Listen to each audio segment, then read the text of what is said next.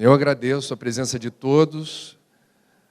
Temos eventos concomitantes interessantes aqui. O primeiro deles é a inauguração de um espaço, que é algo fabuloso. A casa cheia, primeira vez que se faz o Sempre um Papo no auditório desse hospital, e eu estou lisonjeado e honrado com a presença de vocês.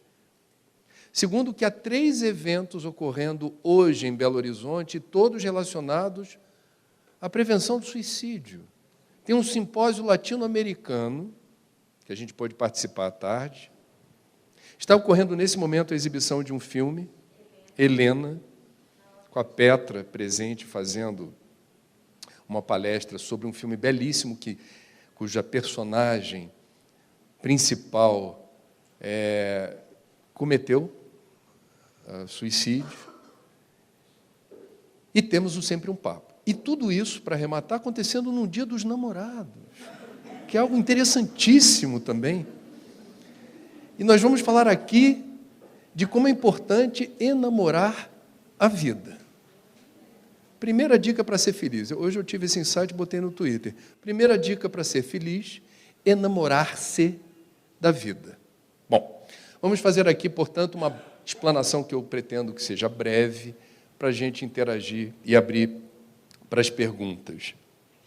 Em resumo do que trata o livro.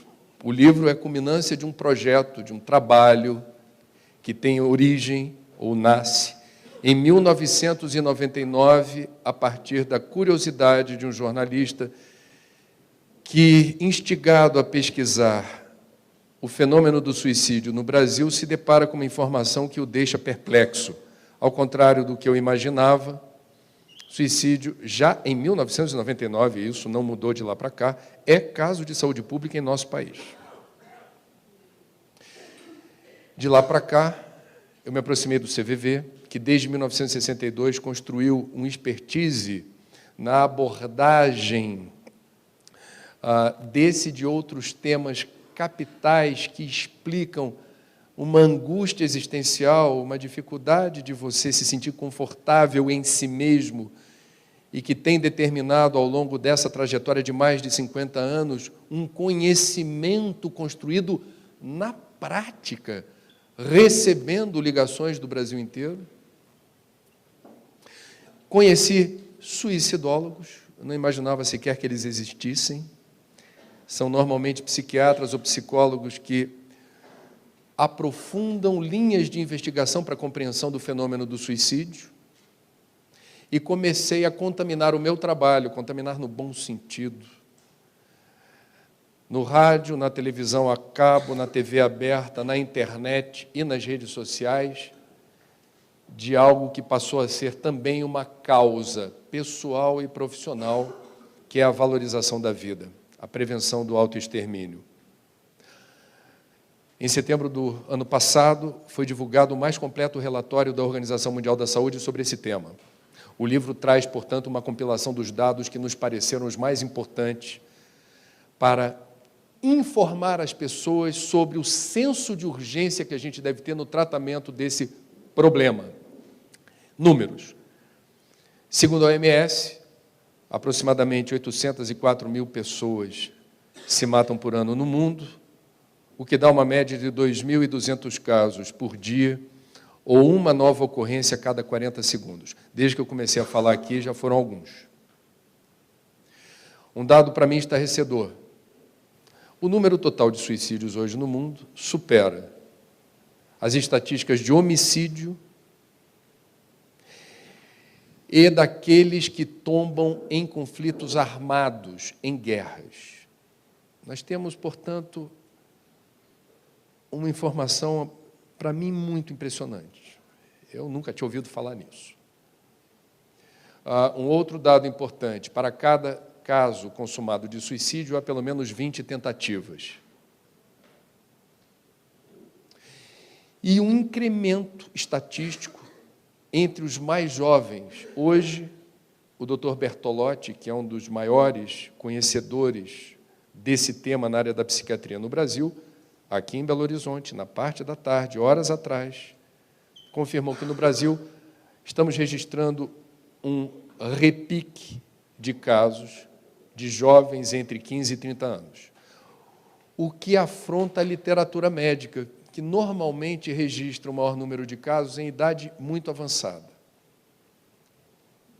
Bom, a informação que mais determinou a necessidade que tivemos de fazer esse livro é resultado de um trabalho que mapeou mais de 15 mil atestados de óbito no mundo inteiro, em comum todos por suicídio, todas as mortes. Esse trabalho pretendeu descobrir o que, além do fato da pessoa ter se matado, estava por trás das estatísticas. Quem eram essas pessoas? Que tipo de problemas elas enfrentavam e de que gênero? E aí aparece uma informação absolutamente importante para a gente quebrar o tabu e falar abertamente desse problema. Em 90% dos casos estudados, é uma amostragem fabulosa, respeitando diferentes níveis de renda, de escolaridade, faixas etárias. Em 90% desses casos de suicídio havia uma relação entre o suicídio e patologias de ordem mental diagnosticáveis e tratáveis. Especialmente o transtorno de humor, popularmente conhecido como depressão, que foi batizado o transtorno de humor, a depressão, como mal do século, no século passado. O século mudou e não tiraram da depressão esse apelido, do mal do século. E eu quero aprofundar alguns dados dessa pesquisa, porque ela não só diz em 90% dos casos a intercorrência com patologias de ordem mental, mas existe a prevalência entre esses casos da depressão, popularmente conhecida como transtorno de humor, em mais de 35% dos casos. Depois vem o uso de substâncias lícitas ou ilícitas que causam alterações na bioquímica do cérebro, no sistema nervoso. Temos transtornos de personalidade, esquizofrenia, etc. De cada 10 casos de suicídio, 9 são preveníveis, porque é possível diagnosticar e tratar. Você pode até não curar, mas pode tratar. No livro a gente também abre espaço para um colega meu xará, do New York Times, Andrew Solomon, que lançou um maravilhoso livro chamado O Demônio do Meio-Dia. Ele, portador de depressão, expressa em primeira pessoa o que é ter depressão. E ele consegue expressar isso de uma forma tão interessante, tão clara, tão sincera, que as pessoas que igualmente se sentem assim encontram consolo no fato de perceberem que não são os únicos sofredores do mundo e aquilo que elas enfrentam e julgam sem alternativa, não há saída, não há como eu lidar com isso de outra forma senão desaparecer. Na verdade, há alternativas. Há rotas inteligentes de lidar com a dor e o sofrimento que leva ou tem levado muita gente a tentar desaparecer. Por que a gente não conhece esses dados? Por que não se fala que o suicídio é problema de saúde pública no Brasil e no mundo? Por que a maioria das pessoas sequer imagina que, na maior parte dos casos, o suicídio é prevenível? Porque nós temos, desde o século XVIII, a confirmação de que, dependendo da forma como se fala de suicídio na literatura, no campo das artes, no teatro, mais recentemente no cinema, numa novela, aonde for, eu posso determinar em pessoas fragilizadas psíquica ou emocionalmente, dependendo da forma como se fala sobre esse assunto, um efeito mimético. Ela pode introjetar aquela informação como sugestão. Isso vem desde do século XVIII, 1774, com o lançamento de um livro chamado Os Sofrimentos do Jovem Werther, um romance de Goethe, um livro inteiro no auge do romantismo, onde o personagem principal, desiludido amorosamente no final da obra, resolve subtrair a sua existência. Olha como a gente é criativo para falar de suicídio usando vários recursos. Se suicidou, cometeu suicídio. Ao final da obra, ele se mata. E o que aconteceu na Europa, em vários lugares do continente, verificou-se que jovens, mais ou menos na faixa etária do jovem Werther, recorreram ao mesmo expediente, ao mesmo método, para se matarem. E isso acendeu uma luz amarela. O que houve aí? É coincidência? Não, não é. Romantizaram, é possível morrer de amor. Se eu não tenho como alcançar o objetivo de me relacionar com minha alma gêmea, fui rejeitado, o que faço eu? Ela é o amor da minha vida. As pessoas achavam lindo morrer de amor. E escolhiam o mesmo método do Werther. Bom, há vários outros casos, a gente cita alguns no livro, a Marilyn Monroe, e há controvérsia até hoje se ela teria de fato cometido suicídio. O fato é que a mídia americana reportou aquilo como possivelmente um suicídio.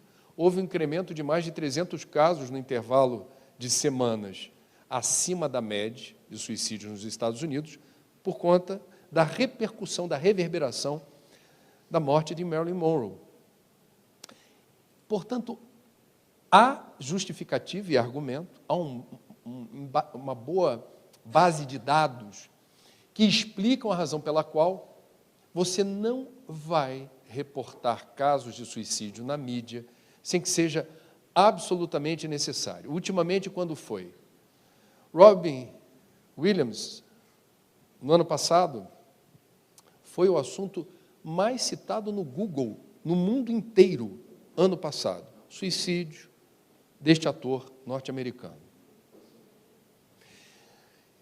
O que a OMS recomenda? São manuais produzidos desde o ano 2000 que os jornalistas desconhecem, meus colegas. Em sendo inevitável reportar casos de suicídio, imagina Getúlio Vargas, se não ia dizer que foi suicídio. Às vezes não tem como, tem que falar. Se for para falar, que cuidados devem ser tomados? Não abrir lugares nobres, espaços nobres na mídia, com manchete, com foto, com muitas imagens, destacando esse episódio. 2, não descrever em detalhes o método empregado. 3, não enaltecer as qualidades morais do suicida. E por aí vai. Você consegue contar uma história, mas você vai contar a história com cuidados que os especialistas na área da saúde preconizam como importante para não haver o risco dessa informação ser entendida como uma sugestão. Ok. Então não se fala de suicídio. É assim que nos manuais de redação a gente tem visto por aí o fechamento do lacre.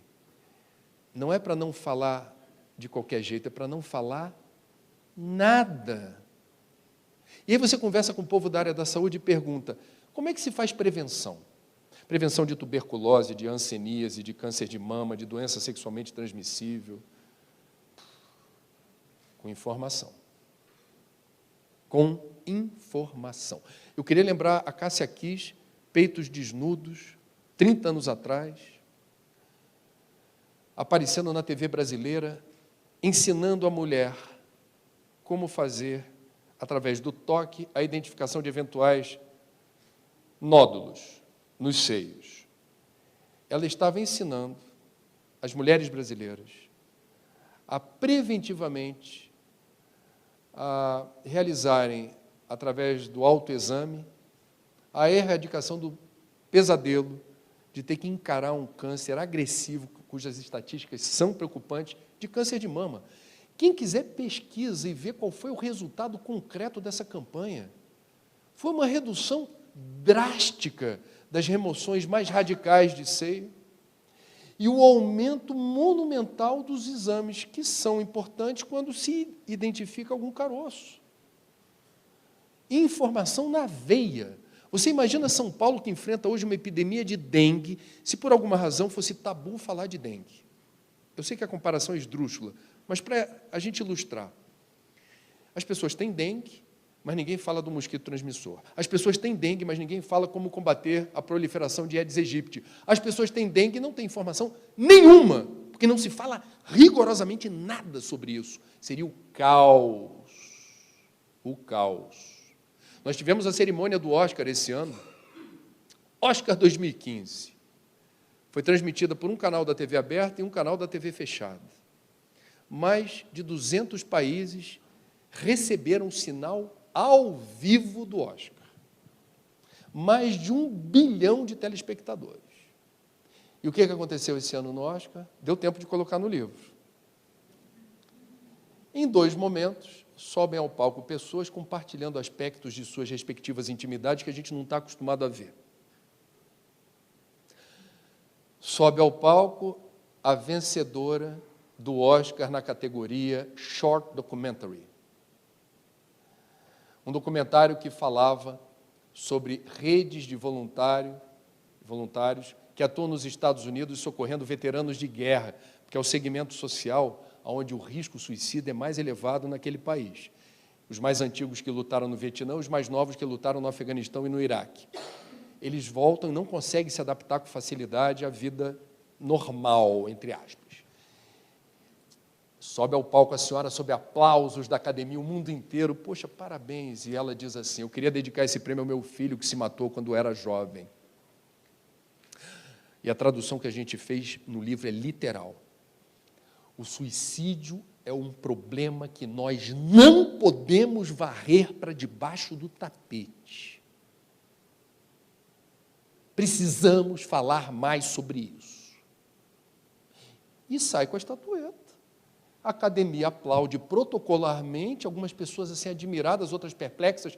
Como tem muito ator e atriz, a gente não sabe direito se eles estão com as feições mais espontâneas e sinceras. Mas, enfim, 2 ou 3 categorias. Aí, né, quem está em casa vendo, nossa, interessante, diferente. 2 ou 3 categorias depois, sobe ao palco um rapaz de 26 anos, vencedor do Oscar na categoria Melhor Roteiro Original de um filme em que o personagem consegue decodificar a mensagem criptografada dos nazistas. O Jogo da Imitação. Eu não vi, por isso que eu não guardo o nome. Mas o rapaz, quando sobe ao palco, diz, eu tentei me matar quando era adolescente. Aí alguém na academia já falou, não estou acreditando nisso. Onde estamos? O rapaz de 26 anos diz, eu tentei me matar quando era adolescente. Coisa de quem se sente freak, que é a expressão em inglês para esquisito, deslocado. Prossegue ele. De quem não tem sensação de pertencimento. Mas me mantive firme, segui em frente e hoje estou aqui. Para dizer para todas as pessoas, isso com o Oscar na mão, com a transmissão ao vivo, não dá para cortar. Estou aqui para dizer para todas as pessoas que também se sentem freak, sem sensação de pertencimento, que mantenham-se firmes, sigam em frente, para um dia chegar a ter a condição que eu estou tendo agora, para dizer para os outros o que vocês estão ouvindo de mim. Ele sai com a estatueta, aplausos protocolares ainda mais interessantes, intrigados. Muita gente deve ter achado estranho, bizarro, absurdo. Sabe quem adorou? A Organização Mundial da Saúde. É assim que a gente vira o jogo, com informação, do jeito certo, calibrado, a serviço da saúde pública, ensinando pais e mães a lidar com filhos, não importa de que idade, que de repente começam a ter um comportamento anômalo, recluso, não dialoga, não compartilha, se esconde, começa a ter um desempenho escolar mais baixo, tem algo acontecendo, pode ser 1000 coisas. A gente sabe, isso é até frequente. Coloque na sua lista de 1000 coisas. Ele pode estar desencantado com a vida. Ele pode estar acalentando, de alguma maneira, um desinteresse em relação à existência. Depressão infantil existe. Suicídio entre crianças e adolescentes acontece. É importante as pessoas que têm depressão, que responde por aproximadamente, naquela pesquisa dos 15 mil óbitos no mundo por suicídio, que embasou a informação de que em 90% dos casos o suicídio é prevenível, portadores de depressão precisam saber que tem saída, porque ele não acredita nisso. E mais do que o portador de depressão, familiares e amigos precisam fazer parte dessa rede de cuidado. Quem vos fala não é um jornalista que vem pesquisando esse tema há alguns anos. Agora quem vos fala é quem teve esse problema em família, há muito tempo atrás. Mas eu me lembro do terapeuta recomendando para a família, em função de uma pessoa da minha casa que estava acometida de depressão. Eu estou fazendo a minha parte, eu vou me desdobrar nesse caso, mas vocês é que vão fazer a diferença. A rede de familiares e amigos é fundamental, porque é uma luta diária, é algo que a gente precisa saber como lidar. Tem o jeito certo de abordar a pessoa portadora de depressão. E não é xingando, dizendo assim, veja você, tem emprego, tem família, tem casa própria, tem carro, tem tudo. Tem saúde, estou vendo problema nenhum. Exame de sangue não deu nada. E está aí você desse jeito. É a pior coisa que uma pessoa acometida de transtorno de humor pode ouvir de alguém. Tem um jeito certo de dizer, tem coisas que não se deve dizer em hipótese alguma, e existe um protocolo de resposta que as pessoas precisam saber qual é. Isso não se faz depois que acontece o pior. Isso se faz antes ou durante. Temos que ter informação. Ministério da Saúde, que diz que suicídio é um problema de saúde pública, não tem políticas robustas, aliás, nem desidratadas, de prevenção do suicídio ou de esclarecimento da população a respeito do fenômeno da depressão. E a mídia não fala. É raro haver alguma reportagem que lembre, o suicídio acontece numa escala preocupante. Ou, como lidar com a depressão? São questões que a gente precisa enfrentar no dia a dia. E que o livro procura abrir caminho. Não é um livro que fala sobre morte, não é um livro que fica chafurdando no território da dor e do sofrimento. É um livro de saúde, é um livro de vida, é um livro que ajuda a ajudar. É informação a serviço da vida. A gente está mostrando, por exemplo, que é uma informação relevante que vem da suicidologia. Poucas certezas ainda, é uma área nova da ciência, muitas dúvidas, mas o pouco que se sabe dá muita esperança. Por exemplo, não é possível dizer, e existe embasamento científico para afirmar isso, que uma pessoa decida se matar por uma razão. Estamos no Dia dos Namorados, já falei das desventuras do jovem Werther, morreu por amor. Mas morreu por quê? Desilusão amorosa. Bom, se desilusão amorosa fosse pretexto para se matar, sobraríamos quantos? Acho que não fecha a conta. Então, o que o suicidólogo haverá de dizer? Certamente a desilusão amorosa é o fator preponderante, é o fator prevalente. Se destaca como a principal causa. Não haverá de ser a única.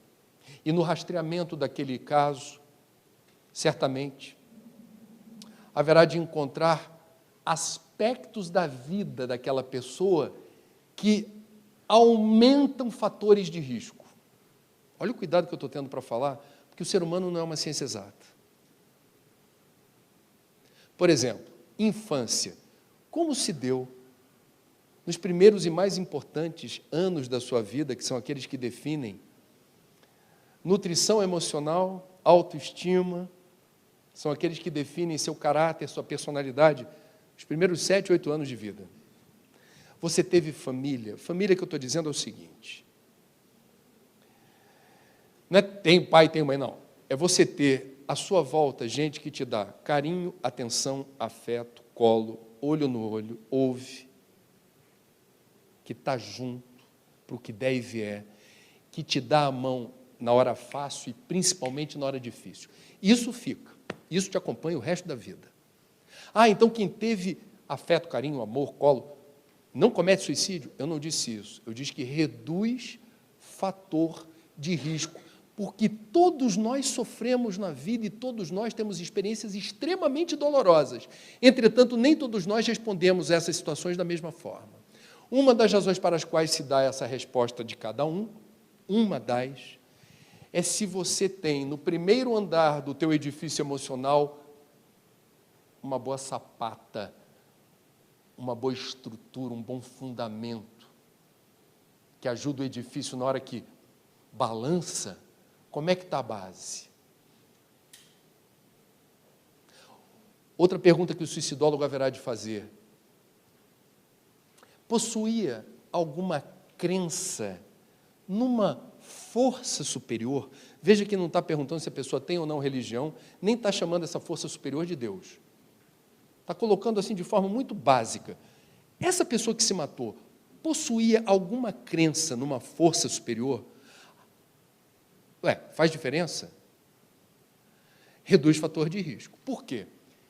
Se eu tenho alguma crença em alguma força superior, na hora que a situação está muito difícil, na hora que eu estou me sentindo em desequilíbrio, angustiado, ansioso, desesperado, essa força superior, invariavelmente, é acessada. Ela pode ser acessada de diferentes maneiras. Ela pode ser acessada com irritabilidade.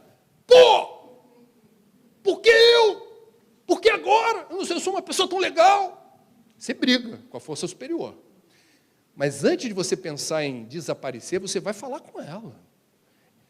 Você vai negociar, vai dizer, peraí, como é que é isso? Ou você vai pedir. Você vai pedir, você vai evocar, você vai dizer, ei, não esquece que eu existo, eu estou aqui, estou sofrendo, está difícil. E eu, como é que fico? Cadê você? Me ajuda. Essa força superior é tão importante que eu fui buscar, fora do universo da suicidologia, o exemplo do AA. Eu não sei se alguém aqui já teve a chance de acompanhar uma reunião do AA ou sabe o que é que acontece ali. Ali acontece uma confraternização de pessoas com um nível de sofrimento que a gente não imagina, que é o do dependente químico. E a primeira providência é cada um, se quiser, compartilhar o seu momento de enfrentamento da dependência química. André Trigueiro, 14 dias, 5 horas e 3 minutos, sem beber. É aplaudido, vai dizer, está difícil, mas eu estou em frente, coisa e tal. Não importa ali quem acredita em força superior ou não acredite, não se pergunta isso. Ali é o território das pessoas que estão sentindo a dificuldade enorme de vencer o vício, mas se irmanam nessa luta e essa irmandade se retroalimenta de coragem e determinação. E tem um momento do AA que não tem nenhuma vinculação religiosa, em que eles se dão as mãos para a oração da fraternidade, que diz o seguinte: concedei-nos, Senhor, a serenidade necessária para aceitar as coisas que não podemos modificar, coragem para modificar aquelas que podemos, e sabedoria para distinguir umas das outras. Há momentos em que fica difícil a gente não crer em nada, e o AA abre o espaço. Pode ter alguém ali que tem até raiva de força superior, e dá a mão por educação, e não fala nada. Pode até ter, mas eu duvido, Porque quem está ali querendo vencer o vício faz trato com quem aparecer pela frente. Se é que me entendem. Você não vai discriminar ajuda, não. Porque é brabo, é uma luta difícil. E isso faz a diferença. O suicidólogo vai lá e pergunta, possui ou não possui? Possuía ou não possuía? Não é que as pessoas que creem em Deus ou tenham religião não cometam suicídio, mas você reduz fator de risco. É isso que a suicidologia está mapeando e ajudando a gente a entender esse fenômeno como ele acontece. A sociedade, no caso, a sociedade brasileira, só conseguirá reduzir esses 32 casos de suicídio por dia que acontecem em nosso país. São mais de 11 mil casos por ano, que colocam a gente em 8º lugar no ranking mundial em números absolutos, se a gente quebrar o tabu. Eu hoje estava no simpósio latino-americano de prevenção do suicídio, uma plateia de psicólogos e psicanalistas e psiquiatras, que me acolheram com muito carinho e com muito respeito. Eu me preocupei em abrir os trabalhos na parte que eu falei, dizendo assim, bom, como vocês sabem, eu venho de outro planeta, de uma galáxia distante, planeta comunicação. Eu não tenho expertise de vocês, mas eu estou aqui reconhecendo o valor do trabalho de vocês, e eu estou usando o meu expertise para reverberar essa informação, porque senão vocês vão continuar no gueto, falando para os pares. E isso não vira o jogo. Para virar o jogo, a gente precisa unir forças. Essa é a razão pela qual eu estou hoje em Belo Horizonte. A perplexidade maior até agora com o livro, pegando carona nos psiquiatras e psicólogos que estavam lá, falando assim, o que é que esse jornalista veio fazer no meio do nosso simpósio? Eles não fizeram isso, tá? Eu estou ilustrando com alguma dramatização. Mas colegas meus da imprensa, muitos deles não esconderam essa perplexidade. E o olhar entrega. Assim, André já tentou. Não conseguiu, óbvio, mas já tentou. Ou, André está fazendo que nem o xará do New York Times. Está escrevendo em função de uma causa sensorial própria. Ele está enfrentando algum problema e o livro vira uma catástrofe. Poderia até ser, acho até que seria interessante. Não é o caso. Eu estou aqui no exercício da minha função social. Eu sou jornalista, eu trabalho com informação. Essa informação precisa ter visibilidade. As pessoas precisam saber que sem a gente conhecer o problema, não há como enfrentá-lo. Informação a serviço da vida. Sem informação, não há como prevenir. E informação faz a diferença. No livro a gente está mostrando, tem um capítulo que fala a prevenção na prática. E a gente está elencando casos interessantíssimos no Brasil e no mundo, onde a prática da prevenção tem lugar e ajuda a reduzir estatística. Por exemplo, Japão. O Japão tem fama de ser um país que tem muito suicídio. O Japão não tinha controle sobre estatística até a hora que dobrou o tabu e o próprio governo disse, está na hora de fazer política pública. E política pública, sob medida para cada região do país, cada lugar do país que tem uma singularidade, uma abordagem que vai requerer cuidados específicos. Por exemplo, no Japão existem escolas, em certas regiões, onde você, sem usar a palavra suicídio, reporta às crianças situações, conta historinhas para mostrar para elas que, às vezes, a tristeza, a melancolia, o desalento, ou situações que são difíceis, que geram ansiedade, angústia, desespero, podem ser enfrentadas de uma maneira inteligente. Você pode fazer campanha de prevenção do suicídio sem usar a palavra. Você achar que assim você chega mais fácil no público-alvo. Não tem problema nenhum. O Japão está encarando de frente. Há lugares no mundo, e aqui no Brasil, onde quem cursa arquitetura já está aprendendo, se quiser, tem disciplina eletiva, às vezes é obrigatória, a arquitetura defensiva. O que é arquitetura defensiva? Há lugares onde frequentemente ocorrem suicídios, e ocorrem porque surge a oportunidade que está colocada no design de uma ponte ou de um edifício. A Golden Gate, em São Francisco, que é um lugar conhecido por esse tipo de situação, já fez ajustes de projeto para dificultar. O camarada chega e fala, hoje não dá. Impossível, não vou conseguir. É curioso, isso é da área da suicidologia, na UERJ, na Universidade do Estado do Rio de Janeiro, que é um lugar que também, por vezes, enfrenta esse problema. Existem, e a UERJ é devassável, não se discrimina a entrada de qualquer pessoa que queira atravessar o campus. Arquitetura defensiva significa, não vamos mais permitir que as pessoas circulem pelos andares mais altos sem uma tela. Existem shopping centers no Brasil fazendo ajustes de projeto.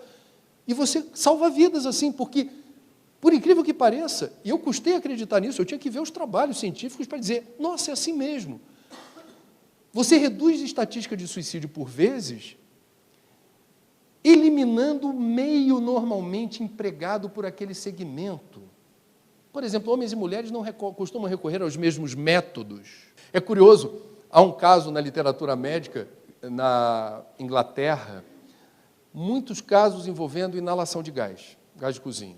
O que fez o governo inglês? Colocou uma substância fedorenta junto ao gás, para dificultar, e dificultou muito. E veja, alguém vai dizer, então a pessoa, porque o gás está fedido, ela queria precipitar o retorno à pátria espiritual, como nós espíritas gostamos de usar também esse termo, porque o gás não é mais um veículo, porque está incomodando minha narina, eu vou mudar o método, vou fazer de outro jeito? Não ocorre assim com todos. Vejam que curioso o ser humano. Complexo. Por vezes basta eliminar. Por que as estatísticas de suicídio costumam ser mais elevadas entre forças policiais, forças armadas? Porque a arma está perto.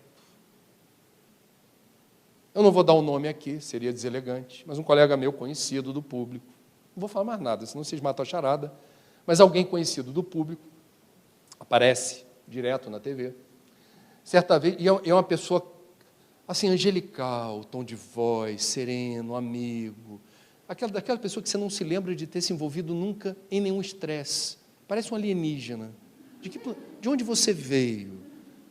Uma vez eu, encontrando com ela no corredor, papo vai, papo vem, e ela disse assim, nós estávamos falando sobre a questão da gratuidade de certos homicídios no Rio de Janeiro, como isso é chocante. E ela comentou, você quer saber, André?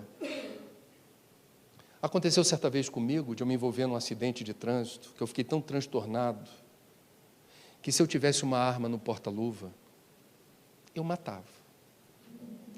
Eu acredito. O mesmo vale para você no momento de desespero ou angústia. Tendo acesso facilitado a uma arma de fogo, achar que, no auge daquilo que eles chamam, os suicidólogos, de acidente emocional, que é uma expressão que eu acho muito interessante, acidente emocional, o que é isso? Desequilíbrio. Dificuldade de você ter lucidez, serenidade, passou longe, você está ali movido por um impulso que pode causar danos, eventualmente irreversíveis. Se a arma está por perto, não dá. 1/3 dos suicídios no mundo ocorrem por ingestão de agrotóxico. E um dos casos que a gente mostra prevenção na veia, na prática, é você não disponibilizar na prateleira, certos países estão fazendo isso, aqueles produtos.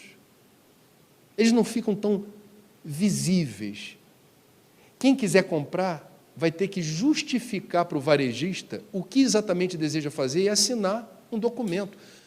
Não é que a pessoa possa burlar essas barreiras ou esses obstáculos, mas há dificuldade, por vezes, até na forma como você vai elaborando as ideias no momento de desequilíbrio. Há alguns que dizem, isso é um sinal, isso é um sinal, isso aí quer dizer alguma coisa. As pessoas vão, a mente não para. Tudo pode acontecer. Com informação a gente consegue evitar o pior. O que eu tenho visto, para terminar, nos lançamentos feitos até aqui do livro, foram 5.000 exemplares, a gente achou, vamos fazer pouquinho. A gente conseguiu fazer uma edição interessante, porque, primeiro, ela é clara, tem luz, Segunda palavra que mais se destaca na capa é viver. Agora, eu não vou esconder o assunto. Tem uma corda prestes a se romper. Temos aqui o senso de urgência. Ainda dá para salvar. A vida está por um fio, mas a vida está aqui, está presente. E a gente está falando de prevenção do suicídio. E eu não quis esconder. Falei, a prevenção do suicídio no Brasil e no mundo. Bota 5.000 exemplares. Se esgotou em 2 semanas. Aonde a gente vai? E já fomos em Santa Maria, Rio Grande do Sul, Florianópolis e Blumenau, Santa Catarina, São Paulo, Rio de Janeiro. Estou hoje aqui, amanhã estou em Sete Lagoas, domingo no Rio de Janeiro de novo, tem mais demanda de lançamento, quarta-feira em Campinas. Aonde nós vamos, a gente percebe como esse tema é mais popular e incomoda, no bom sentido, mais gente do que era capaz de supor.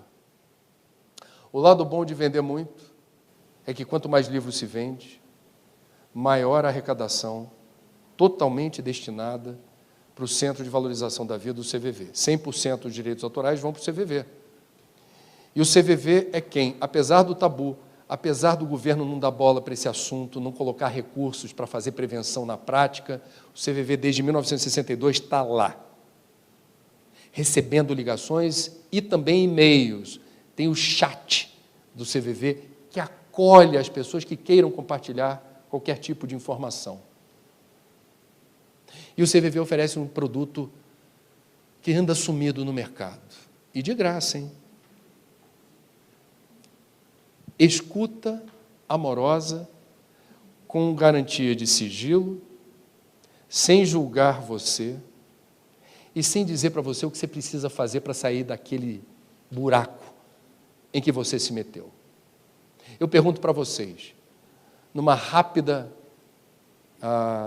checagem nos arquivos mentais e emocionais de vocês, quantas pessoas hoje, se vocês tivessem que ligar ou procurar, estariam aptas a ouvir vocês pelo tempo que vocês precisarem,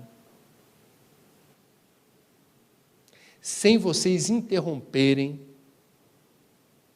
sem vocês julgarem, sem vocês dizerem, porque é uma mania que a gente tem, você está fingindo que está interessado, né? Está lá. A pessoa está falando. Nossa. 5 minutos. Nossa, foi. Não diga. Nossa, aconteceu. 15. Ali, você tem um tempo, tem um timer dentro de você. Por enquanto está dando para ouvir. Mas daqui a pouco eu tenho um compromisso. Então, meu ouvido, eu já tive um dia difícil. Eu tenho problema também no trabalho. Eu também tenho meus problemas. Vou ficar aqui ouvindo o tempo todo. Aí, de repente, qual é a solução mágica para você interromper de forma elegante? Porque é um amigo ou é um parente. Fica chato você interromper um desabafo. Já sei o que você está sentindo. E eu tenho a solução para os seus problemas. Você vai procurar um pai de santo, lá em Caratinga, procure meu nome, mas é com ele que você tem que se acertar. Toma um banho de sal grosso, procura a igreja, não sei das quantas. Você vem com receitinha, quando, na verdade, a pessoa não está querendo receita. Ela está em pleno processo de catártico, vamos usar a expressão aqui, cara, a psicanálise. Momento de desabafo que está encontrando ali uma válvula de escape para descomprimir a alma. A gente não sabe fazer isso. Nós não somos competentes para fazer uma escuta amorosa como o CVV faz. Pelo contrário. Principalmente guardar sigilo. Primeira oportunidade...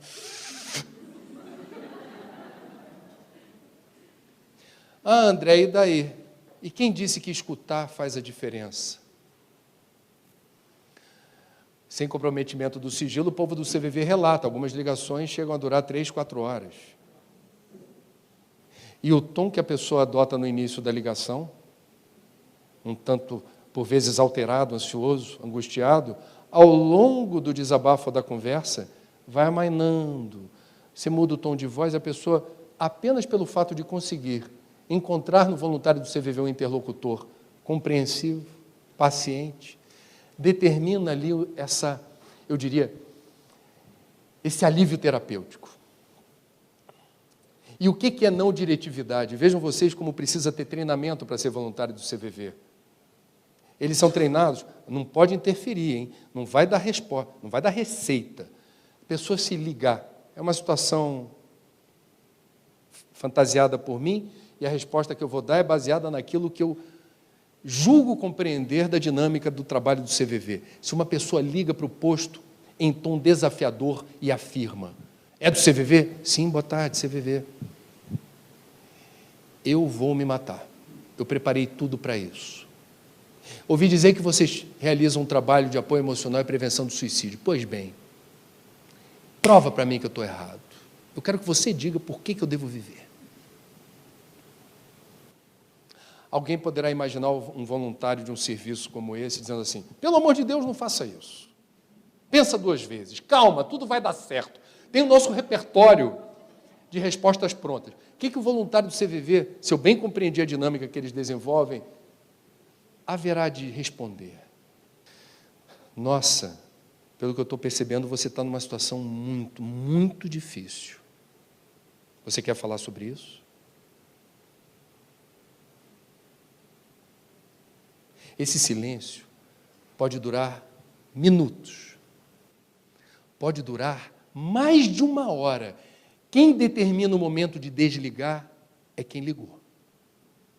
Para eles, e eu demorei a entender o porquê, quando alguém liga para o posto e não fala nada, eles não desligam.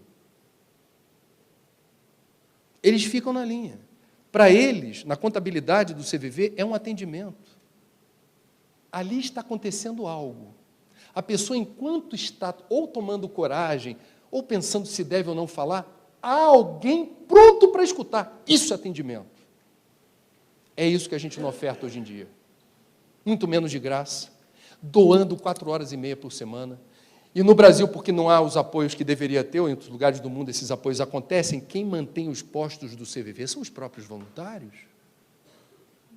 Portanto, a razão pela qual 100% dos direitos autorais vão para essa instituição não é outra, senão eu ganho quando faço isso. Porque eu sou um admirador, um fã incondicional de um trabalho que se mantém desde 1962 por um amor-doação, um amor-renúncia na direção do outro, seja o outro quem for, 24 horas por dia. Então, obrigado a alguns voluntários do CVV aqui presentes que me honram com a vinda aqui, por vocês existirem e fazerem esse trabalho tão bonito.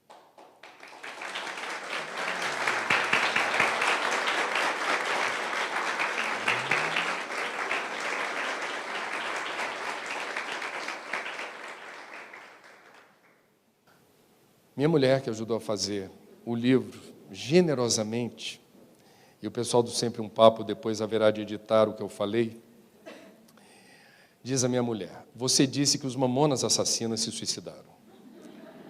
Retifique, o retifique em caixa alta. Você queria falar Charlie Brown Jr. Então, para efeito de edição, por vezes... Olha só como é que é jornalista de televisão. A gente vai fazer um kill aqui. 3, 2, 1. Por vezes é inevitável reportar casos de suicídio. Valmor Chagas, Charlie Brown. Vocês não podem rir. Desculpa. Se vocês rirem, não vai fazer o menor sentido. 3, 2, 1. Por vezes, não é possível deixar de reportar casos de suicídio. Vejam, por exemplo, o que houve com Valmor Chagas, os 2 garotos da banda Charlie Brown Jr., o Chorão e o Champignon, mais recentemente, o ator americano Robin Williams, que foi o assunto mais citado no Google no ano passado. Kill. Eu queria que você comentasse sobre a dificuldade, entre aspas, ética, né, dos profissionais basicamente, né, médicos, psicoterapeutas, em realizar aquilo que a gente chama de busca ativa, que é buscar mesmo, é aquela retórica: se Maomé não vai à montanha, a montanha vai a Maomé.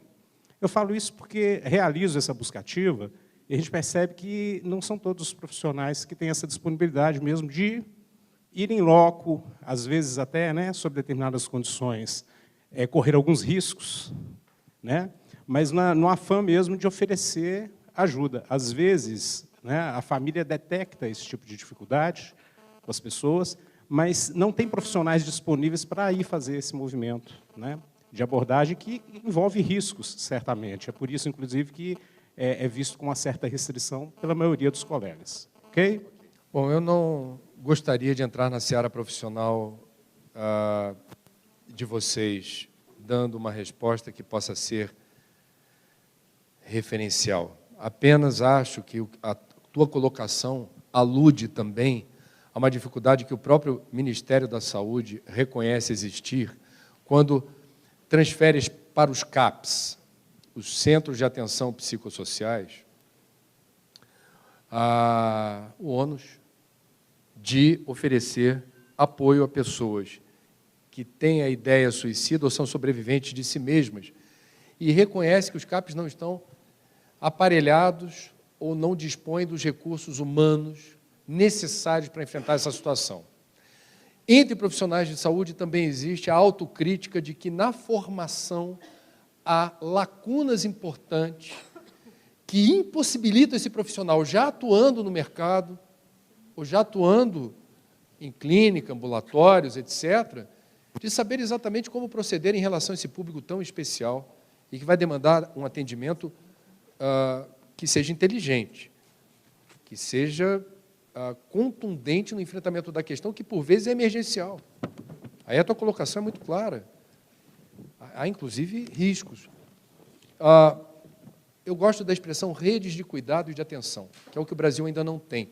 O Brasil, de forma muito incipiente, está construindo essas rotinas. Exemplo, Rio Grande do Sul, que tem estatísticas importantes de suicídio, registra uma experiência interessante envolvendo 6 ou 7 municípios nominados no livro, que tem alta incidência de suicídio, e que tem um trabalho que envolve profissionais de saúde, CVV, Emater, que é um órgão técnico que dá apoio agronômico e uso da terra, etc. Você tem uma rede multidisciplinar que está minimamente capacitada para perceber. Eu estou lá como agrônomo dando um auxílio profissional. E eu percebo, ouço dizer que alguém na região, ou naquela casa, naquela propriedade, está acamado, está desanimado com a vida, está borocochô, aí usa a expressão popular que seja. Esse técnico do Emater haverá de registrar essa informação e encaminhá-la a quem de direito para que se promova uma visita, para checar se de fato trata-se de um caso de risco suicida ou de alguma patologia de ordem mental. Isso é rede de cuidado e atenção. É tão equivocado a gente transferir apenas para psicólogo ou psicanalista a tarefa de promover a saúde mental, quanto a gente achar que polícia resolve o problema de segurança pública. Que maioridade penal, redução da maioridade penal, resolve o problema que a gente está vendo hoje.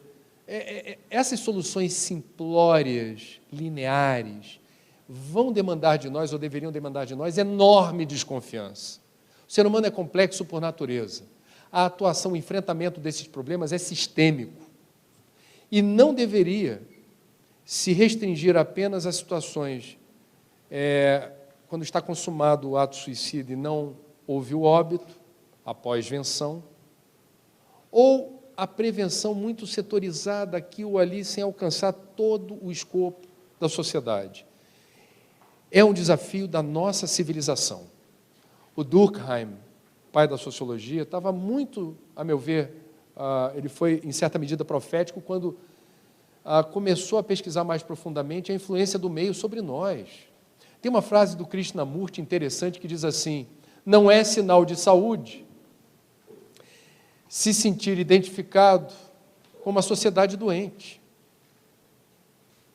Quer dizer, a gente precisa, eu acho, ter mais cuidado, mais prudência, ser menos simplista e encarar os fatos. Tem mais gente se matando por aí do que a gente gostaria ou imaginaria. O que está ao nosso alcance fazer para reverter as estatísticas? Eu entendi que essa pergunta me diz respeito sem eu ser um profissional de saúde. Eu estou fazendo a minha parte trabalhando com informação. Boa noite, André. Em quais circunstâncias o Espiritismo previne o suicídio? Como o Espiritismo pode auxiliar uma pessoa com tendências suicidas? O último capítulo do livro fala da visão espírita. Hoje me perguntaram no simpósio latino-americano de prevenção do suicídio: por que você fez o último capítulo sobre a visão espírita? Eu falei, porque eu sou espírita. Se eu fosse muçulmano, eu falaria a visão islâmica. Se eu fosse judeu, eu não resistiria à tentação de falar a visão judaica. Se eu fosse budista, a visão budista. Eu senti a necessidade de avançar no território da transcendência. No entendimento, e a gente diz isso no livro, e isso é muito perturbador para quem é ateu ou agnóstico e está pensando em suicídio e resolve investigar o que dizem as religiões e constatar. As religiões e as principais religiões do Ocidente e do Oriente e tradições espiritualistas divergem em muitas coisas, muitas, mas convergem na direção de afirmar que, em nenhuma hipótese, o suicídio representa alívio ou solução para os problemas. Eu acho que essa informação precisava chegar. E eu demarco o território. Quem lê o livro até esse capítulo não vê espiritismo misturado com o resto da obra. Se chegou até ali, virou e falou, a visão espírita, tem várias reações possíveis. A primeira delas, a segunda, que interessante, ele é espírita? Mas não vou ler não, tenho medo. A terceira, olha só, deixa eu ver isso daqui. Não faço proselitismo, não quero converter, doutrinar, nada. Estou compartilhando uma informação que para mim faz muito sentido. Apenas por isso, resolvi colocar no livro. Acho o exercício da transcendência, hoje teve um especialista chileno, psiquiatra do Chile, no simpósio, muito interessante, que ele colocando assim as perspectivas terapêuticas que os psicanalistas, psicólogos, precisam, de alguma forma, estimular ou valorizar nos pacientes, nas pessoas que estão sendo atendidas. Num dos itens estava lá, o cultivo da espiritualidade, que é o exercício da transcendência, é o exercício filosófico. Quem sou eu? De onde eu vim? Para onde eu vou? Cada um que se contente com as respostas que encontrar. Tem um ditado que eu acho o máximo, que diz assim, a beleza do jardim de Deus está na diversidade das flores. É isso que torna bonito, eu acho, o exercício da espiritualidade e da transcendência. O mundo seria um lugar muito chato se todos nós rezássemos para o mesmo Deus. Bom, na sua opinião, como um contato maior com a natureza poderia contribuir para a redução dos fatores de risco ao suicídio? Bom, vamos lá. Quando o Programa das Nações Unidas para o Meio Ambiente recomenda que no meio urbano se tenha pelo menos 12 metros quadrados de área verde por habitante, não estou falando de OMS, estou falando de Programa das Nações Unidas para o Meio Ambiente amparado em estudos na área da saúde que mostra a diferença que faz você morar num lugar que tenha paisagem. Você vai ver no valor do IPTU, no Rio de Janeiro tem lá, de frente para o mar, e tem o cara que mora de frente para o engarrafamento. O prédio é o mesmo, o CEP é o mesmo, o valor do IPTU, o valor do aluguel, não é. E não é por quê? Porque existe um valor intrínseco ao meio em que você está. Simples assim. Você vai viajar nas férias, para onde você vai? Qual o critério que você vai adotar para escolher o destino mais interessante para você e sua família? Quais são os critérios? Eles não são subjetivos, eles são extremamente objetivos. E você, por telefone, quando vê o site da pousada ou do hotel, por exemplo, ou de um destino, vou para Cancún, vou para o Egito, vou para a Turquia, o que você está procurando? Não é subjetivo, é extremamente objetivo. Você está procurando colírio para os olhos, novos aromas, paisagens deslumbrantes, contato sensorial com o mar, com o rio, com a cachoeira. Isso é um refrigério para a tua alma, isso é nutrição espiritual na veia. E não estou falando de Deus nem de crença em força superior, eu estou falando de ser humano. Nós somos feitos de minério, Nós somos feitos dos minerais. Do pó viestes para o pó voltareis não é uma retórica bíblica, é um fato científico. As menores partículas do universo estão presentes na nossa corrente sanguínea. Nós somos feitos de pó de estrela. E quando você está fraquinho, o médico pede um exame de sangue, ele vai ver se a taxa de ferro, manganês, sódio, zinco está adequada. Por quê? Porque se você tiver pouco minério, você vai ficar anêmico ou vai ficar borocochô para estudar, para trabalhar, para namorar, para quase tudo. Nós somos feitos de terra. Nós somos feitos de terra. Humano, a palavra humano vem da raiz humus. Humus. Terra. Nós somos feitos de terra. Nós também somos feitos de água. 70% do corpo humano, água. Nós dependemos visceralmente de água para viver. E a água que a gente mais precisa para viver tem o sabor dos oceanos ancestrais. As nossas lágrimas de alegria ou de tristeza têm o sabor do mar. A terra que está fora está dentro. A água que está fora está dentro. Nós somos feitos disso. Você acha que dá para viver sem isso? Não dá. E não é uma opção. Não é um capricho, não é uma alternativa. Vocês são feitos de natureza. O meio ambiente começa no meio da gente. Houve alguma proibição de publicidade após o falecimento de uma atriz que fez publicidade do CVV? Houve proibição de publicidade? Ah, sim, eu já sei qual é o caso. Foi a namorada do Diniz, do filho do dono do Pão de Açúcar, que era dono, né? Um acidente aéreo, ela faleceu. E ela havia gravado uma peça publicitária que foi doada ao CVV por uma agência, em que há um texto falando de como é importante você procurar ajuda quando você não tem como desabafar. Um texto bonito, cuja ilustração era uma mulher de costas entrando no mar até desaparecer. Essa mulher era a moça que aparece, que veio a falecer por conta de um acidente fatal no mar. E aí se decidiu, acertadamente, retirar essa peça de circulação. A personagem, uma atriz, foi contratada para fazer aquilo pela agência que doou ao CVV, a peça. Ela passou a se tornar, eu diria, involuntariamente, óbvio, mas a mensagem do CVV estava em segundo plano, ali. Então não tinha por que veicular aquela peça. O que me atraiu nesse livro é que, assim, eu não tenho nada a negar que eu já pensei muitas vezes em suicídio na minha vida, que eu achei ela assim, meio complicado com algumas coisas, pressão de família, tal. Eu já fui diagnosticado com déficit de atenção. Se eu tenho ou não, não sei. Assim, e me cansava muitas vezes as pessoas me valorizarem muito no sentido de falar, nossa, você é inteligentíssimo, você é desperdiçado. E então isso muitas vezes o próprio elogio me cansava, porque eu não me achava em que eu queria fazer. Eu formei em inglês, por exemplo, e não dou aula, e estou tentando fazer outras coisas, porque eu tomo também remédio para pânico, embora isso, eu não tenha vergonha nenhuma de falar essas coisas. E há pouco tempo eu perdi uma prima que se suicidou, tem um mês, ela deixou 2 filhos gêmeos.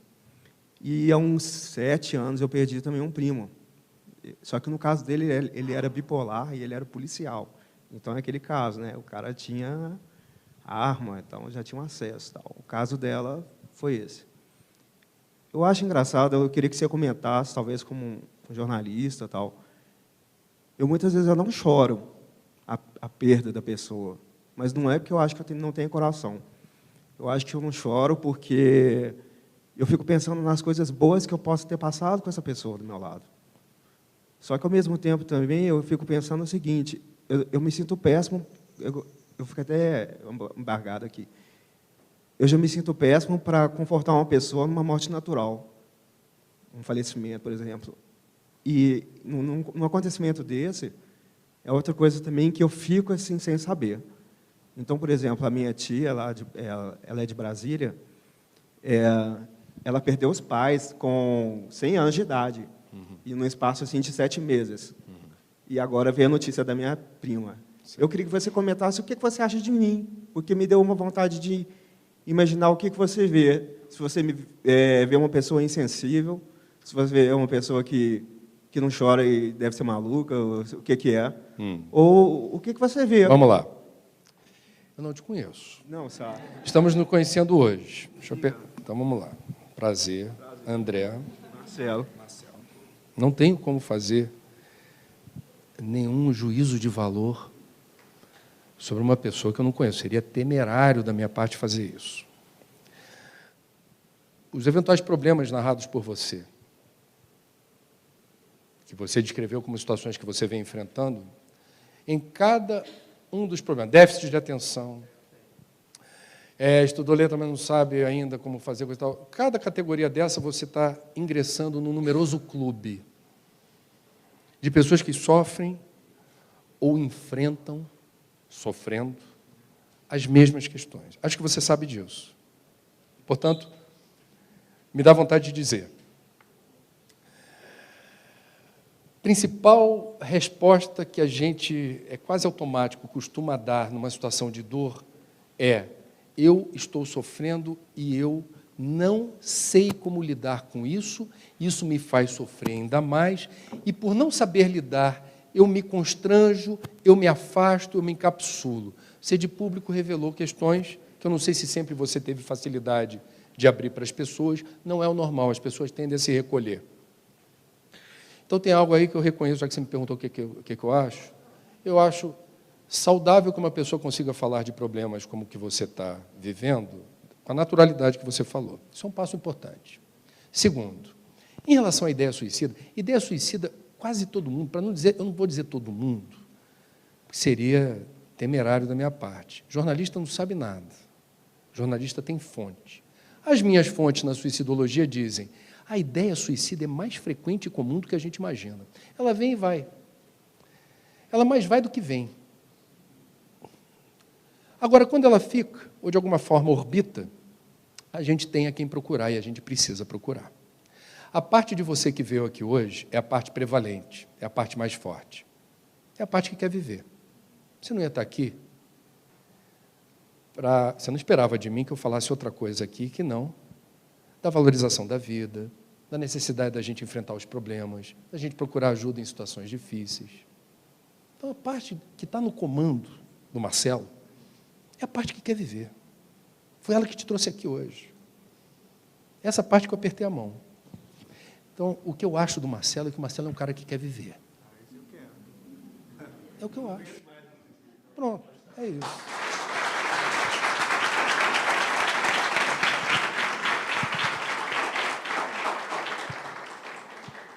Como falar da contribuição do espiritismo sem parecer doutrinador? Como espírita, tenho esse incômodo. Obrigada pela oportunidade de ouvi-lo.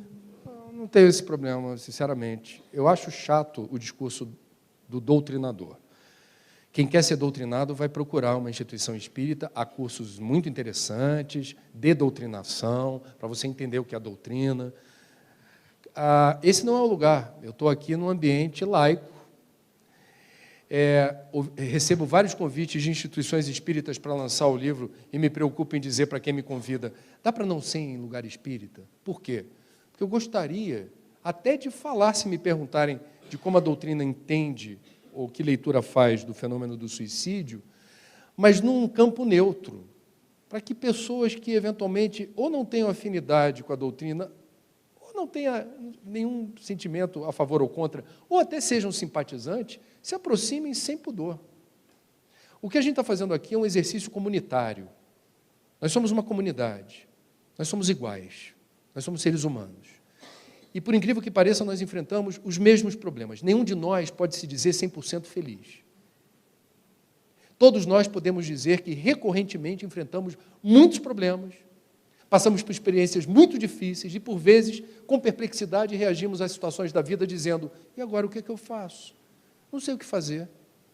Não sei como lidar com isso. E o que sobrevém? Angústia, ansiedade e, por vezes, desespero. Nenhum ou nenhuma das pessoas que está nessa sala pode dizer que está isenta dos sentimentos que eu acabei de descrever, começando por mim.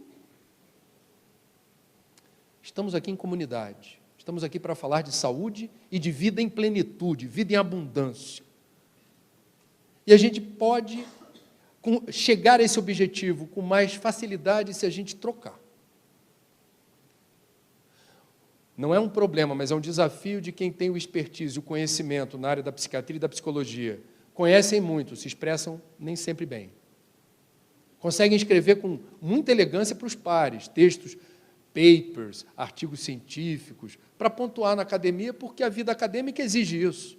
As instituições exigem isso. Aí você fica com traquejo para escrever artigo científico. Para comunicar com a massa fica difícil. Então eu estou aqui tentando, não sei se eu estou conseguindo, me comunicar da forma mais clara e objetiva possível. Precisamos agir. Quem cala, consente. No caso do suicídio, quem cala, consente. Eu não me calo. Ah, causei perplexidade entre colegas? Causei. Alguns ainda estão desconfiados comigo. Trigueiro, precisando, pode ligar, tá? Não tem problema não, estamos aí. Falei, tudo bem, está legal. Mas eu não estou preocupado com isso. No Espiritismo, a gente gosta de usar a expressão completista. O que é o completista? É aquele que completa a existência. E daí que a imagem que eu me lembro mais bonita, que alude à importância de ser um completista, é daquela maratonista que entrou nos Jogos Olímpicos, não sei se de Montreal, isso já tem tempo. Los Angeles. Ela adentra o Estádio Olímpico. Veja, a maratona, os vencedores já tinham passado há muito tempo, só que a maratona só termina quando o último chega. Então, o Estádio Olímpico lotado e as pessoas aplaudindo cada atleta que entrava. De repente, entra uma mulher. Essas imagens estão no YouTube. Eu fico até arrepiado quando eu lembro, porque ela já entra, e ela tem que dar uma volta inteira, gente, no Estádio Olímpico, ela já entra trôpega, cãibra, dor. O staff do Comitê Olímpico Internacional do lado, para não deixar ela cair e se machucar, mas não pode tocar. Não pode tocar nela. Você tem que dar assessoria. Tipo assim, se acontecer algo, eu estou do teu lado, mas eu não vou interferir.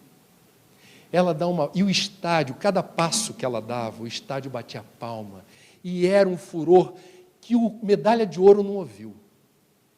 Isso durante todo o percurso. Na linha de chegada, é aquela hora que a gente fraqueja, psicologicamente você está dizendo, agora não dá mais, cheguei no meu limite. E o estádio vai, e ela cruza esgotada, dolorida, a linha de chegada e desaba. E o pessoal do COI socorre. Do ponto de vista do Espiritismo, qual é a semelhança? Outras tradições cristãs e o budismo, o islamismo, todos reportam também a existência de, ou se chama de anjo da guarda, protetores, guias, mentores, você vai dar o nome que você quiser. Nas tradições, eles chamam aqueles que no plano invisível teriam como missão nos assessorar e nos socorrer. O que é ser um completista? É sofrer, sim, porque faz parte da condição humana, é enfrentar a dor, sim, é não ter todas as respostas, Marcelo, faz parte, mas é seguir em frente como o vencedor do Oscar. Vai seguindo, até completar a linha de chegada. E quando completar, é a recompensa do completista. É cruzar a linha de chegada do lado de lá e o povo dizer, olha, você pode não ter percebido, mas em cada momento que você sozinho chorou, duvidou, pensou em se matar, pensou em desaparecer, a gente estava perto do teu lado, mas a gente não podia tomar a decisão por você. Essa decisão é tua. Do ponto de vista espírita, a gente fala muito de evolução. Evolução é mérito, pessoal e intransferível. Você não evolui pelo outro. E os meus filhos? Hermínio Miranda, um livro bom. Nossos filhos são espíritos, que têm sua individualidade, sua singularidade, e a partir do momento que alcançam a maturidade, você pode fazer o que você quiser, pai, mãe, mas você não vai tomar as decisões pelo seu filho. É o que a gente chama de livre-arbítrio. Ele é o soberano, ele é o norte magnético da bússola. Cada um responde por si. Até alcançar a maioridade, seus filhos estão sob sua tutela ou custódia. Você é responsável legal por eles. Mas, mesmo assim, você não toma as decisões todas por eles. Ele cresce realizando as escolhas. E você está ali assessorando, ajudando. O bom pai, a boa mãe, ajuda os filhos a serem responsáveis, assumindo riscos de certas decisões, como mudar de escola. Uma filha nossa falou, não quero mais estudar aqui. A gente, por quê? Iniciou-se uma negociação tensa. A escola era boa, etc. No final da história, decidiu-se pela mudança, porque ela quis. Que implica em responsabilidades, compromissos. Ok, mudou, mas estamos de olho. Ela vai assumir os riscos da mudança. Faz parte. Menina tem 16 anos. Ser um completista é uma boa meta. A gente pode e merece isso. Depende de nós.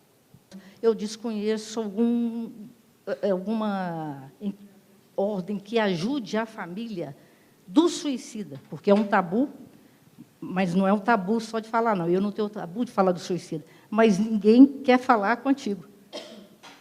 Então, onde eu acho existe isso, que o apoio para a família do suicida, para que até ele tente, que possa auxiliar que outros não façam. Qual é o seu nome? Sônia. Sônia, existem algumas poucas organizações, até onde eu sei, que promovem esse tipo de encontro. Não é comum. Infelizmente, a gente não encontra com facilidade. Mas, Sônia, que tal você procurar aqui em Belo Horizonte, você é daqui? Começar a pensar na possibilidade de você ser a cabeça de um movimento que resulte numa rede de apoio assessorada por pessoas que possam contribuir a partir da sua demanda.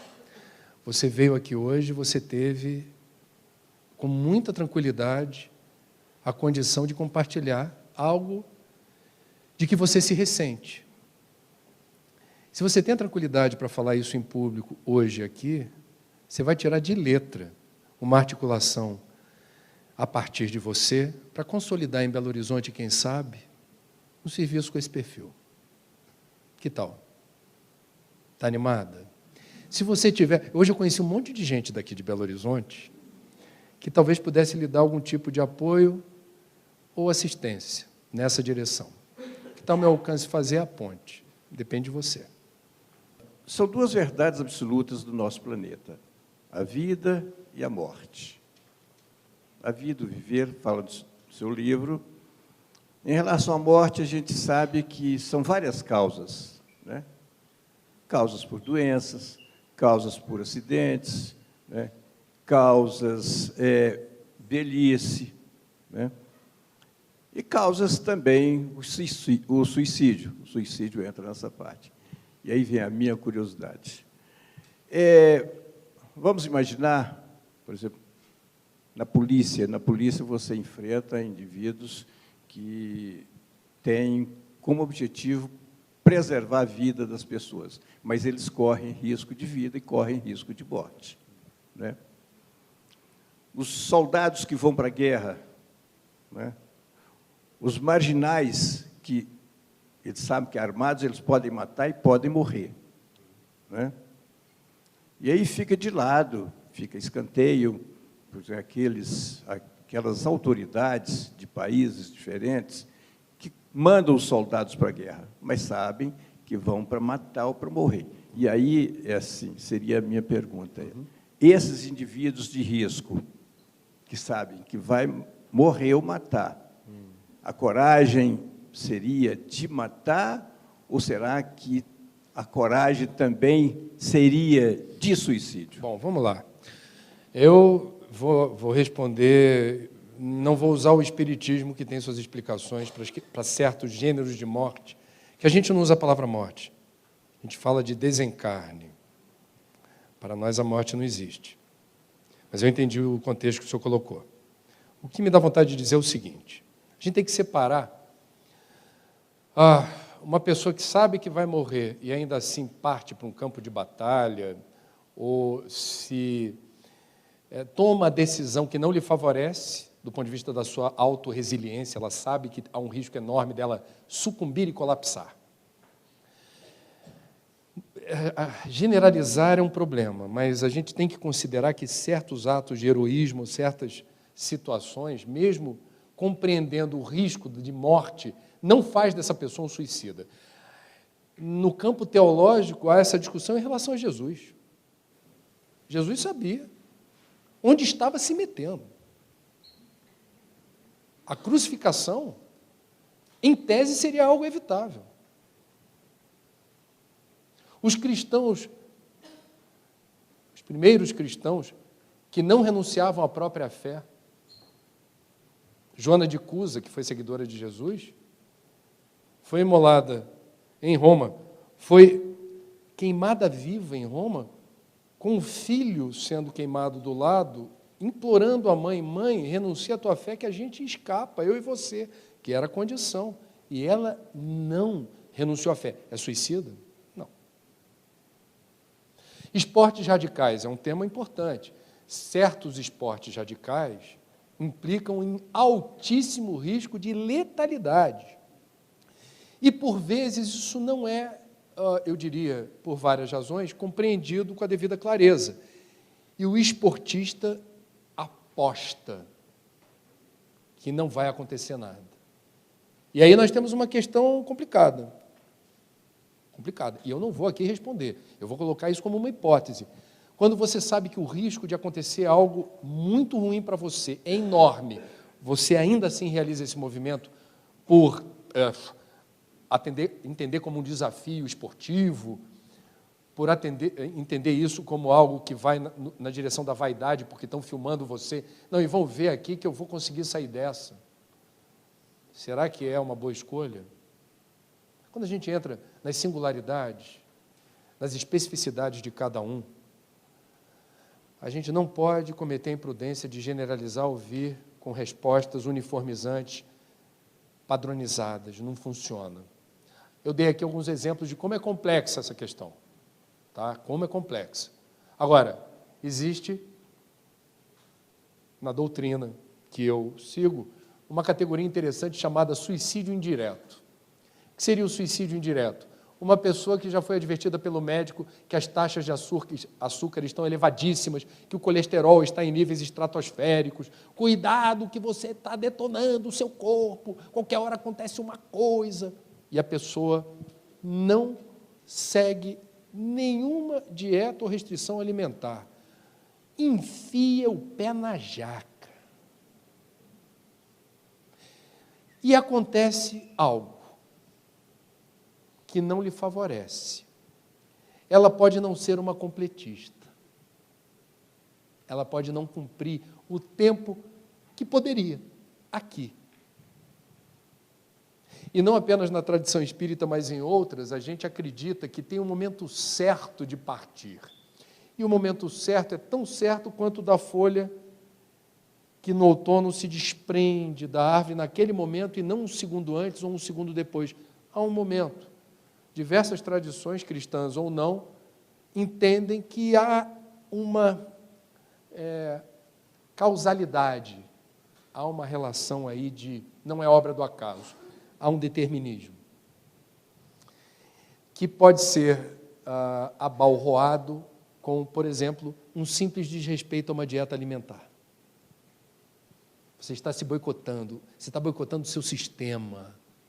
Como se Francisco de Assis, 8 séculos atrás, chamava, e os umbandistas, por alguma razão que eu desconheço, também chamam, não está cuidando bem do cavalo, do cavalinho. É o cavalinho. Tem que cuidar bem do cavalinho. Eu não sou suicida, mas está cuidando bem do cavalinho? Porque às vezes a gente tem problemas. Um filme visto por espíritas e não espíritas, de uma obra inspirada na psicografia de Chico Xavier, chamado Nosso Lar, narra a experiência de um médico que desencarnou, André Luiz era o nome dele, ou pseudônimo, e ao desencarnar se depara com um ambiente extremamente hostil em que ele era chamado de suicida e não entendia nada. Passaram-se 8 anos até que ele pudesse ser, pelas condições vibracionais adequadas, retirado dali e levado a um campo de tratamento, onde ele soube que, na condição de médico, malbaratou as forças físicas com tabagismo, bebida, noitada, não foi um completista. Precipitou o retorno à pátria espiritual. Adoro essa expressão. A situação é horrorosa, mas a expressão é bonita. Precipitou o retorno à pátria espiritual. Outra coisa linda dessa doutrina é que não há penas eternas. Se houver alguém aqui que perdeu familiares, amigos, filhos, pais, pelas portas do suicídio, do nosso ponto de vista espírita, não há uma pena eterna. Haverá ali um aprendizado, eventualmente doloroso e difícil, mas temporário. E no momento oportuno a vida segue, a outra oportunidade surgirá para retornar à carne e aprender a lidar com a pressão ou com as dificuldades de outra maneira. É o que diz a doutrina. Eu gostaria de saber se você se sente amparado pelos seus pares. Eu sou médico e eu sei da resistência de se tratar disso nas faculdades, e você estuda isso desde 99. E nós estamos falando de um tema que provavelmente não dá tanto ibope, né? Dá ibope aqui em pessoas interessadas, mas a grande mídia não parece tão interessada. Ou eu estou enganado? Eu estou tendo amplo apoio dos meus pares. Miriam Leitão e Sérgio Abrantes, que estiveram em Belo Horizonte essa semana, foram no lançamento no Rio. Eliane Brum, que para mim tem o texto mais bonito do jornalismo brasileiro, esteve no lançamento de São Paulo, entre outros muitos colegas, que, me parece, estão prontos para quebrar o tabu. Eu estou feliz com isso, mesmo. A preocupação minha é a mesma da Sônia, que já trouxe, é o papel da família nesse processo do suicídio. Primeiro na prevenção, e aí você tocou no aspecto do edifício emocional, lá na infância.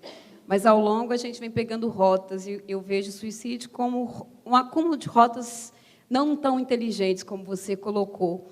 E depois o estigma, né, que fica. Eu tive um vizinho que se suicidou em frente à minha casa, a família teve que mudar, e todo mundo queria a resposta para aquele fato, que não era uma, especificamente, eram várias. Então, como que você acha que o livro também pode contribuir para as famílias que são vítimas do suicídio? Como eu disse, não é um livro de autoajuda. Agora, a gente tem percebido que há informações consoladoras ou alentadoras. E veja, no universo da psicologia, da psiquiatria, se é para ter alguma patologia de ordem mental na história da humanidade, que seja no século XXI. Nunca a humanidade esteve tão preparada para lidar com esses problemas. O que os gregos chamavam de melancolia e não sabia como enfrentar, alguns historiadores dizem, é outra melancolia, eles estão falando de depressão. Não usavam esse nome. Mais uma vez, aonde eu acho que o livro pode, de alguma forma, ajudar as famílias, é com informação. A gente precisa saber que, na dúvida, tem um ditado na área da aviação muito interessante. Na dúvida, arremeta. O piloto está na dúvida. Tem nevoeiro, está ventando. Ele é treinadíssimo para quê? Na dúvida, sobe de novo, dá voltinha e tenta outra vez. A suspeição de que há entre os nossos parentes, amigos, colegas de trabalho, vizinhos, uma situação que possa determinar o risco suicida por uma questão de ética civilizatória, é assunto meu, é assunto seu. Me diz respeito. Se eu tenho como interferir positivamente num processo que resulte em vida ou sobrevivência, por que não? Nessa sociedade cada vez mais individualista, egoísta e hedonista, multiplica-se os exemplos assim de autossuficiência, no sentido de você dizer, eu moro há não sei quantos anos no meu prédio e não sei quem é o meu vizinho de porta. Eu todo dia passo pela portaria e só sei que o porteiro se chama Seu José. Eu não estou preocupado com nada a respeito dele, eu não quero saber quem mora comigo no prédio, eu me basto. Meu apartamento ou minha casa é meu bunker. O mundo está do lado de fora e o mundo não me favorece. Eu estou aqui para ganhar dinheiro, ser bem-sucedido, me locupletar de bens, não perder um Black Friday e fazer da minha vida uma oportunidade de me locupletar de bens, ainda que perecíveis, descartáveis, e de prazer, porque eu tenho que viver tudo o que eu tenho para viver agora. Então a gente começa a cultivar ou cultuar valores que não explicam ou não justificam uma postura que é essa que eu acho que seria mais ética. Quer dizer, eu vou consumir sem ser consumista, eu vou ter prazer sem fazer do prazer um dos excessos evitáveis, porque o excesso em qualquer circunstância não me favorece. O prazer é bom na medida certa, o prazer desmedido vai me causar transtorno, vai me dar problema. E eu estou aqui não apenas para me locupletar, porque é impossível ser feliz sozinho, já dizia o poeta, hoje é dia dos namorados, mas o sentido que eu estou querendo dar é impossível ser feliz sozinho significa, enquanto houver pessoas pobres ou miseráveis sem acesso à saúde, educação, moradia, transporte, qualidade de vida, enquanto houver homicídios, suicídios, acidentes de trânsito nas escalas estratosféricas que a gente vê no Brasil, eu não conseguirei ser totalmente feliz. Uma das coisas que a gente aprende no estudo da sustentabilidade do meio ambiente é que o universo é rigorosamente interconectado. Isso é um papo de física quântica que tem muito a ver com textos de Edgar Morin, Fritjof Capra, Leonardo Boff, entre outros, que é um universo sistêmico. O que é isso? Um conjunto de fenômenos interligados, interdependentes, que interagem o tempo todo. O universo é isso. Eu não vou ter tempo para explicar e está todo mundo cansado. Eu também. Mas o universo está interconectado. É uma grande teia interconectada. Mesmo que você ache que é possível ser feliz sozinho, você não conseguirá. Mesmo que você conspire contra o universo e diga, eu vou conseguir, não conseguirás. Nós somos interdependentes. Nós não podemos nos isolar achando que o formigueiro humano está do lado de lá e eu estou aqui vivendo muito bem. Não é possível. Então, é uma atitude inteligente a gente perceber essa interconectividade. É uma postura inteligente ao perceber como o universo funciona, esse software inteligente da vida, como é que ele está, qual é a resolução do universo. A gente se posicionar no tabuleiro com eficiência. Eu sou uma peça do jogo, eu não estou fora do tabuleiro. Como é que eu me posiciono com inteligência aqui? Como é que se joga aqui? Qual é a regrinha do jogo? Como é que eu movimento casa a casa a minha pecinha? Qual é o sentido da vida? É possível ser feliz sem se sentir útil? Porque eu digo para vocês, para mim a expressão da felicidade é essa. Se alguém perguntasse, André, para você o que é ser feliz? Me sentir útil. Me sentir útil. Um dia que você não fez nada, estava com dengue em casa, não tinha ninguém para comprar pão, foi você. Você está se sentindo completamente inútil. Na rua, para um carro e diz, desculpa, onde é que fica a rua Cristóvão Barcelos? É você. Ó. Segue em frente, você não dobra a primeira esquerda, dobra a segunda, cuidado com o sinal, tem um cruzamento, passa a banguela, é lá. Não sei se vocês já perceberam quando vocês dão uma informação aparentemente trivial como essa. Um endereço, como é que chega em tal lugar? A gratidão de quem ouve a tua resposta e como ela lhe endereça uma vibração repleta de luz, porque diz assim, graças a você, sublime estranho, eu vou cumprir o meu objetivo, que é chegar lá. Você me ajudou. Se você não fosse você, eu não ia conseguir. Você agora, no lugar certo, na hora certa, fez com que eu chegasse. Não é que a dengue te abandone. O corpo continua massacrado. Mas você volta para casa com outro semblante, com uma nutrição espiritual que não tinha. É a moeda de luz que uma pessoa lhe deu, na forma dessa gratidão, e que vai para o teu cofrinho. É isso que eu estou falando. Se sentir útil.